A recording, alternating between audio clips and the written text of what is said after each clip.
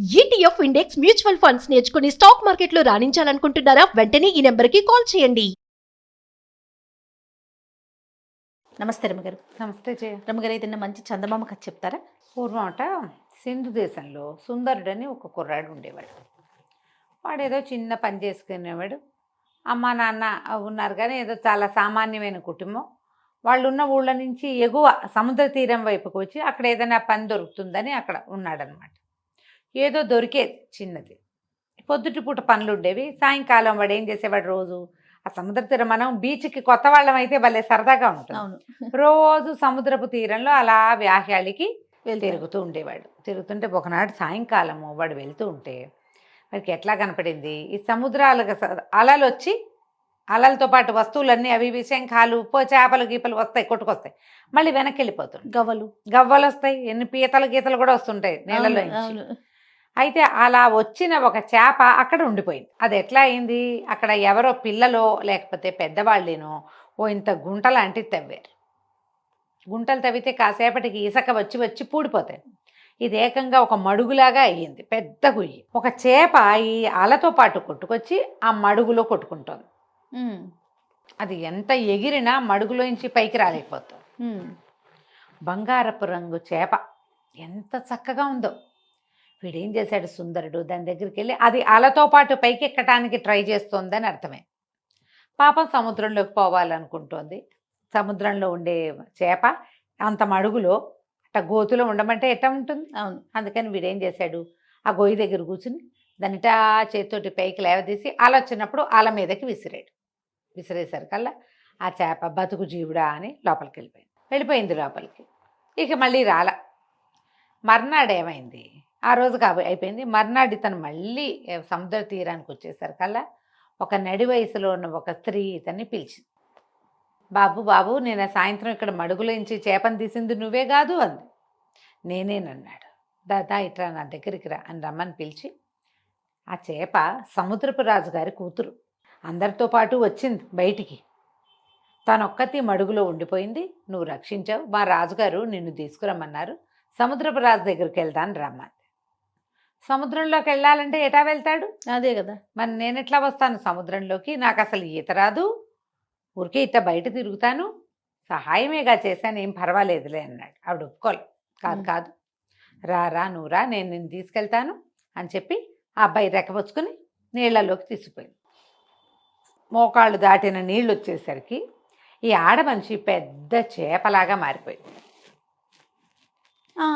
చేపలా మారిపోయి తన మీదకి ఎక్కించుకుంది కుర్రాడిని. ఎక్కించుకుని ఒక నీటి బుడగ లాంటిది వీడి మొహం మీద వేసింది. వీడికి ఊపిరాడదు, చేప ఈత రాదు కదా. ఆ చేప మీద ఎక్కిన ఈ కుర్రాడు సుందరుడు జాయమని వెళ్ళిపోయింది చేప లోపలికి, ఆ నీళ్లలోకి వెళ్ళిపోయాడు. వీడి చుట్టూతో ఒక గాజు ఉండేసరికి అబ్బాయికి ఏమి నీళ్లలోకి వెళ్ళిన ఇబ్బంది ఏమి ఎదురవ్వాల. అలా లోపల తీసుకుపోయింది ఆ చేప. తీసుకెళ్ళాక ఓ చోట దింపింది. అది చక్కగా పెద్ద తోటలాగా పెద్ద పెద్ద భవనాల్లాగా ఉన్నాయి నీళ్ళ లోపల. ఆ అబ్బాయికి ఏం చెప్పిందంటే, బాబు మా రాజుగారు ఆతిథ్యం ఇచ్చి నీకు 2 రోజులు ఉంచుకుని పంపుతాడు, ఏదైనా ఇస్తాను, నీకేమైనా కావాలా అని అడుగుతాడు. నువ్వు మనిషివి కదా, నీకు చెవి ఉపయోగపడుతుంది, మంత్రపు చెవి ఇవ్వండి, నాకు ఇంకేమీ వద్దని చెప్పు. మంత్రపు చెవి ఇస్తాడు, అది తెచ్చుకో, అది నీకు ఉపయోగపడుతుంది. రాజుగారు అమ్మాయిని చిన్నప్పటి నుంచి నేనే పెంచాను, నీ వల్ల బతికి బట్టగట్టింది, నేను నీకు సహాయం చేయదలుచుకున్నాను, ఇంతే చేయగలను, ఏదో ముత్యాలో రత్నాలో వజ్రాలో అడగద్దు, మంత్రపు చెవి అడుగు అంతే అని చెప్పి. సరే ఒప్పుకున్నాడు. రాజుగారి దగ్గరికి తీసుకుపోయింది. ఆయన పరమానంద భరితుడైపోయి ఈ అబ్బాయికి బోళ్ళని చేపలతో వాటితో వీటితో సేవలు చేయించి 4 రోజులు చక్కగా ఉంచుకుని బాగా ఆతిథ్యం ఇచ్చి ఎన్నో రకాల సముద్రపు భోజనాలు పెట్టివిచ్చి అటు తిప్పి ఇటు తిప్పి ఉంచుకున్నాడు. 4 రోజుల తర్వాత ఈ అబ్బాయిని ఇంకా వెళ్ళొస్తానండి అన్నాడు. సముద్రపు రాజు అన్నాడు, అబ్బాయి నా చాలా సంతోషం కలిగించావు, మా పిల్లని రక్షించావు, 4 రోజులు వచ్చి ఆతిథ్యం స్వీకరించావు, నీకేం కావాలో చెప్పు అనగానే కుర్రాడు అన్నాడు, మంత్రపు చెవి అని ఒకటి ఉంటుందట కదండి, అది ఇప్పించండి నాకు అన్నాడు. ఈయన తెల్లబోయాడు.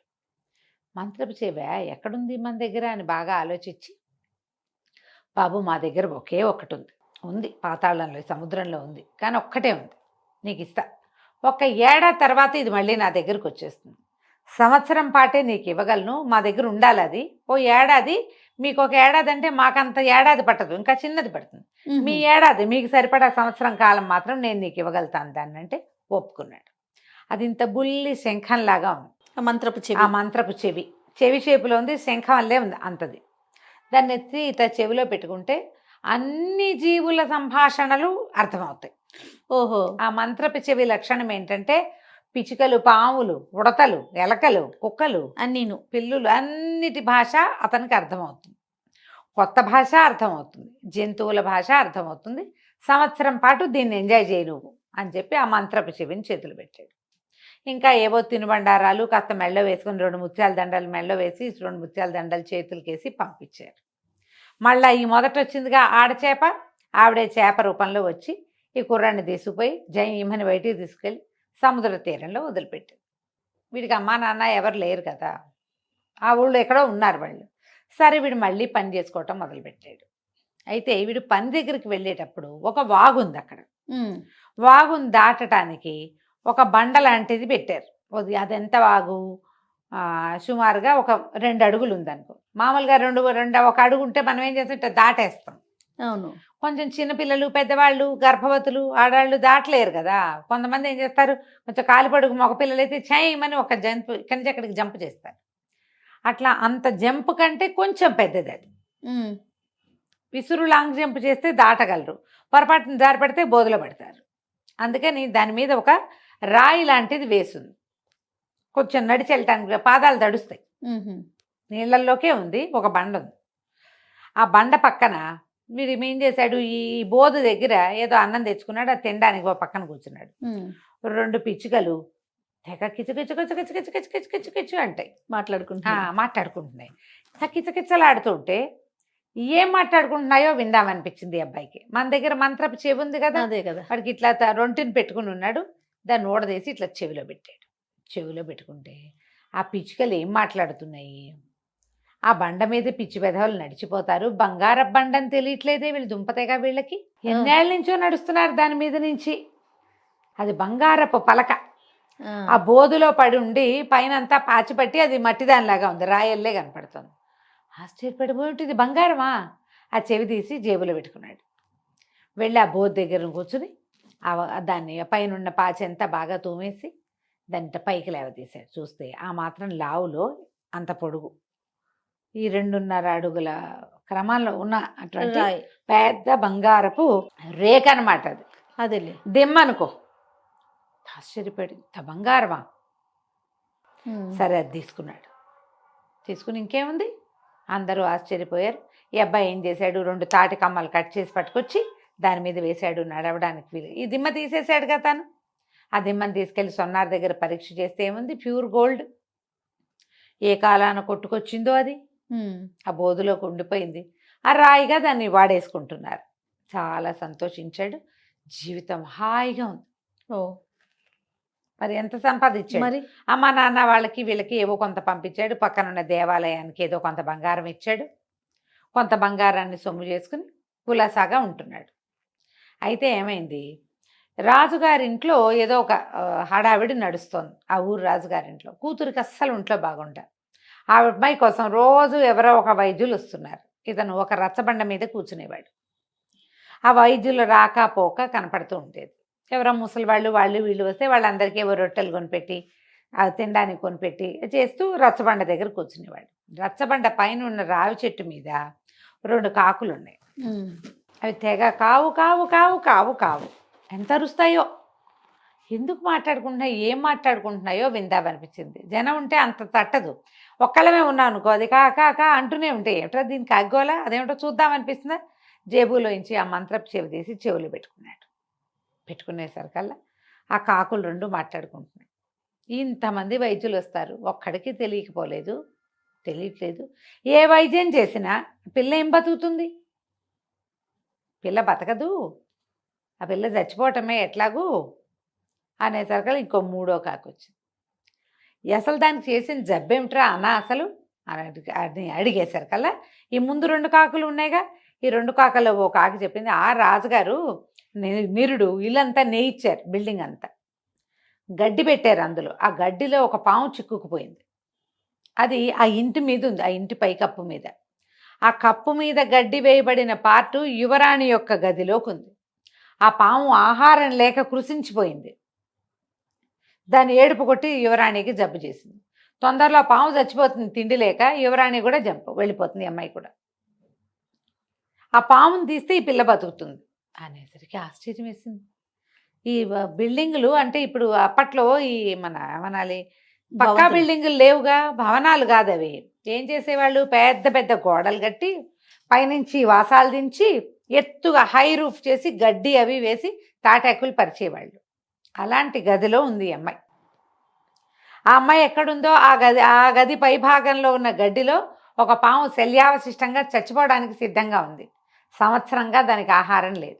ఏ అబ్బాయి ఏం చేశాడు, సరే ఇది బాగుందని ఆ చెవి ఎత్తి జేబులో పెట్టుకున్నాడు. పెట్టుకుని రాజుగారింటికి వెళ్ళాడు. యువరాణి జబ్బు తగ్గిస్తాం అని చెప్పిన ప్రతి వాళ్ళని తీసుకుపోతున్నారు లోపలికి. అదే ఒక 5-6 ఉద్దండ పండితులు అక్కడ నుంచున్నారు. వాళ్ళు అన్నారు, ఏంటి ఏం చేస్తావో నువ్వు, చిన్న కుర్రాడ లేవునో 25 ఏళ్ళు కూడా లేవు, నీకు ముక్కుపచ్చలారలేదు, ఏం వైద్యం చేస్తావంటే, మీరందరూ చేసిందే ఏదో చేస్తా, నేను ఏదో చేస్తా, వైద్యం చేయగలిగిన వాడిని నేనైనప్పుడు ఇతరులకు ఎలా తెలుస్తుంది, అది నాకే తెలుస్తుంది ఆ కిటుకు అనేసరికల్లా సరే రాజుగారి దగ్గర తీసుకుపోయారు. రాజు ఏంటంటే ఏ పుట్టలో ఏ పాము ఉందో ఎవరో ఒకళ్ళు వచ్చిన ప్రతి వాళ్ళకి పిల్లని చూపిస్తుంది. మరి ఆశ కదా. పిల్ల ఒక 16-18 ఏళ్ల పిల్ల, సన్నగా పొడుగ్గా తెల్లగా ఉంది, పాలిపోయి పీల్చుకుపోయినట్టు ఉంది. ఇప్పుడు రూపసులైన నీరసము అనారోగ్యము వస్తే జబ్బుగా ఉండి మొహాలు ఏమందంగా ఉంటాయి, మళ్ళీ కాస్త చెంపలు పూడి కొత్త నెత్తురు పడితే ఏమైనా మనుషులు బాగుంటారు. అయితే ఏమైంది, అబ్బాయి లోపలికి వెళ్ళాడు. ఆ అమ్మాయిని చూస్తే తను తెలిసింది పాలిపోయి బూడిద రంగులో చచ్చిపోవడానికి సిద్ధంగా ఉంది. ఆ అబ్బాయి ఆ గదంతా కలే తిరిగి రాజుగారికి ఏం చెప్పాడంటే, మీరు ఒకసారి రండి, ఈ పైన పైకప్పులో ఆ గడ్డిలో ఒక పాము ఉంది, కప్పు విప్పించండి, ఆ పాము బతికితే మీ అమ్మాయి బతుకుతుంది. ఓకే అనగానే ఆశ్చర్యపోయారు అందరు. ఇదేం వైద్యం, ఓ మందో మాకో కాదు, సరే చూద్దాం అనుకున్నారు. పని వాళ్ళంతా సేవకులు పోట్టాడారు. అట్లా ఏం ఉండదు, మామూలుగా మేము గడ్డంతా కలేస్తాం, కలయకుండా పైకి వెయ్యం అసలు అంటే, కాదు ఇందులో పాము ఉందంటాడు అబ్బాయి. సరే మొత్తం ఊడదీశారు. చూస్తే ఒక ఇంత పొడుగు గోధుమ తాచు సన్నగా బక్క చిక్కిపోయి చచ్చిపోవడానికి సిద్ధంగా ఉంది. అమ్మ బాబాయ్ ఇంకేముందని ఆ పామును కిందకి దించి, పైనుంచి కింద పడితే చితికిపోతుంది అది, దాన్ని అలాగ గడ్డి చుట్టలతోటి కిందకి దించారు. ఓ పెద్ద గిన్నెతో పాలు పోసి పెట్టారు, ఓ గిన్నెతో నీళ్లు పోసి పెద్ద పెద్ద పాత్రతోటి నీళ్లు పెట్టారు. ఆ పాము మెల్లిగా పాలు కాసింది తాగి, పాము పాలు తాగుతున్నాను అడగండి, ఇది కథ. పోయి ఆ నీళ్ళల్లోకి పాల దగ్గరికి నీళ్ళల్లోకి పాల దగ్గరికి 5-6 సార్లు తిరిగింది. తిరిగేసరికి దానికి కొంచెం ఓపిక వచ్చింది. అట్లా నీటిలో తిరుగుతాయట సర్పాలు. మెల్లిగా దాన్ని వదిలేశారు. ఎప్పుడైతే ఈ పాము అటు ఇటు తిరుగుతుందో, ఈ మంచం మీద పడుకున్న రాకుమార్తె అప్పటిదాకా అసలు దిగటం అన్నది లేదు, మంచం దిగటల్లా మెల్లిగా దిగి 4 అడుగులు వేయటం మొదలుపెట్టింది. పాము ఇలా బయటికి వెళ్ళింది, పిల్ల బయటకు వచ్చింది. బయటకు వచ్చింది, నాన్న అని నీరసంగా బయటకు వచ్చింది. వచ్చేసరికి అందరూ ఆశ్చర్యపోయారు. ఈ లోపల గబగబా వైద్యులు వచ్చేసి ఈ పిల్ల కొంచెం ఆ నీరసం తగ్గటానికి అవి ఇవి 2-3 లేహ్యాలు ఇచ్చి ఆహారం అదన్నీ చక్కగా సప్లై చేయించి ఒక 15 రోజుల్లో యువరాణిని లేవదీశారు. కోలుకుంది. ఆ అబ్బాయిని వీళ్ళ దగ్గరే ఉంచుకున్నారు. ఎవరో నువ్వు ఏం చేస్తావునైనా, నీ సంగతి ఏమిటి, సందర్భం ఏంటి కనుక్కున్నారు. కనుక్కుంటే ఇతను మెల్లిగా చెప్పాడు, నేను చేసిన సహాయం వల్ల నాకు ఒక అవకాశం లభించింది, ఆ అవకాశాన్ని ఇప్పుడు ఇక్కడ వాడే అమ్మాయికి. సరే ఆయన సంతోషించాడు. ఒక 4 నెలలు గడిచాక రాకుమార్తె పూర్తిగా నార్మల్ అయిపోయింది. రాజుగారు అన్నాడు, మా పిల్లని బతికించావు, పిల్లని పిచ్చి పెళ్లి చేస్తా, హాయిగా ఇక్కడే ఉండు, మా దగ్గరే ఉండు, యువరాజు ఉన్నాడు, అతను రాజు అవుతాడు, నువ్వు రాజుగారి బావ అవుతావు, హాయిగా ఉండొచ్చు కదా, ఏదైనా వ్యాపారం పెట్టిస్తాం పెద్ద రకంది, వ్యాపారాన్ని జరుపుకుంది. కానీ రాజుగారి అల్లుడు వ్యాపారం బాగా నడుస్తుంది కదా. సరే దాంతో అమ్మాయిని పెళ్లి చేసేసుకున్నాడు. సంవత్సరం తిరిగేసరికి ఒకనాడు ఉదయం ఇతని మంత్రపు చెవి ఇతని దగ్గర నుంచి మాయమైపోయింది, వెళ్ళిపోయింది. అది తన ప్లేస్కి ఇతను ఒప్పుకున్నాడు కదా. కానీ ఇతను మాత్రం రాజుగారికి అల్లుడైపోయాడు. చక్కగా తన దగ్గర చేరిన బంగారాన్ని జాగ్రత్త పెట్టుకున్నాడు. హాయిగా రాజుగారి ప్రమేయం లేకుండా తనే వ్యాపారం పెట్టుకుని బాగా పైకొచ్చి మంచి పేరు తెచ్చుకున్నాడు. కథ కంచికి మనం ఇంటికి. బాగుందండి. నమస్తే. నమస్తే.